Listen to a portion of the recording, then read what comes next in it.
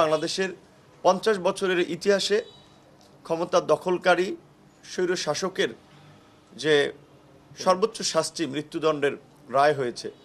বাংলাদেশের গত 54 বছরে শাসক গোষ্ঠীকে বিচারের মুখোমুখি করার নজির বাংলাদেশে নাই।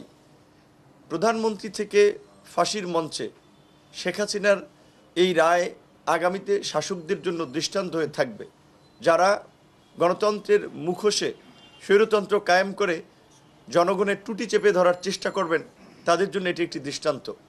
আপনারা জানেন যে ৭১-এর মুক্তিযুদ্ধে আমরা একটা গণতান্ত্রিক বৈষম্যহীন সমাজের আকাঙ্ক্ষা প্রকাশ করলেও স্বাধীনতা পরবর্তী সময় থেকেই আওয়ামী লীগের নেতৃত্বে একদলীয় শাসন বাকশাল, পরবর্তী থেকে পাল্টা কু এবং ৯০-এ পার্লামেন্টারি ডেমোক্রেসিতে প্রবর্তন করলেও ক্ষমতার টানাটানিতে বাংলাদেশের মানুষ বরাবরই একটা স্বৈর শাসকদের অভিজ্ঞতা লাভ করেছে।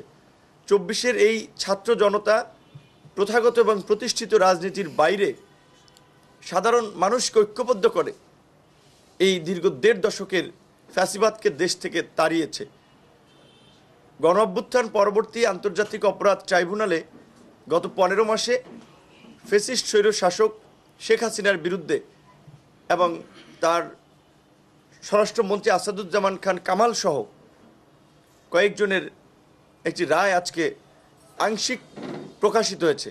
আংশিক বলছি আমরা এই কারণে, এখন এই রায়ের বিরুদ্ধে আপিল করার সুযোগ আছে, সেটা 30 দিনে হোক কিংবা তার পরবর্তীতে কি প্রক্রিয়া হয় রায় কার্যকর করা। রায় চূড়ান্ত কার্যকর না হওয়া পর্যন্ত আসলে আমরা একেবারে স্বস্তির নিঃশ্বাস ফেলতে পারছি না। এবং আমাদের আরও উদ্বেগের জায়গাটা হচ্ছে শুধুমাত্র শেখ হাসিনা এবং আসাদুজ্জামান খান কামাল এরকমের ২-৪ জনের ফাঁসি হলেই দেশ থেকে ফ্যাসিবাদ নির্মূল হবে না।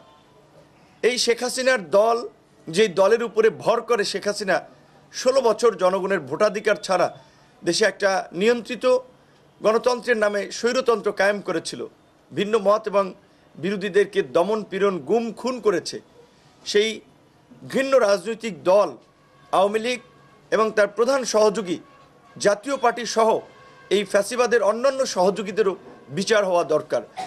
আওয়ামী লীগ, জাতীয় পার্টি এবং ফ্যাসিবাদের দোসরদের বিচার না হলে, শুধুমাত্র শেখ হাসিনা কিংবা আসাদুজ্জামান খান কামালের বিচার হলে এটা একটা অসম্পূর্ণ বিচার হবে। তাই আমরা আদালতের কাছে রাজনৈতিক দলসমূহের প্রতি আমরা আহ্বান জানাবো।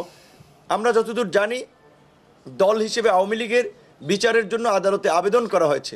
রাজনৈতিক দলসমূহ আগামী নির্বাচন সামনে থাকলেও ফ্যাসিবাদ নির্মূলের প্রশ্নে তারা ঐক্যবদ্ধভাবে আওয়াজ তুলবে এবং আদালত যেমনিভাবে বিভিন্ন ধরনের ভয়, ভীতি, চাপ এবং প্রতিকূল পরিস্থিতি উপেক্ষা করেও তারা একটি সাহসী এবং যুগান্তকারী রায় দিয়েছে, আগামীতেও তা আমরা এই ফ্যাসিবাদ নির্মূল করার ক্ষেত্রে দল হিসেবে আওয়ামী লীগ, তার প্রধান সহযোগী জাতীয় পার্টি সহ অন্যান্য ফ্যাসিবাদের দোসরদের বিরুদ্ধেও আমরা একটা দৃষ্টান্তমূলক এবং জন আকাঙ্ক্ষার রায় আমরা পাবো বলে আমরা প্রত্যাশা করছি।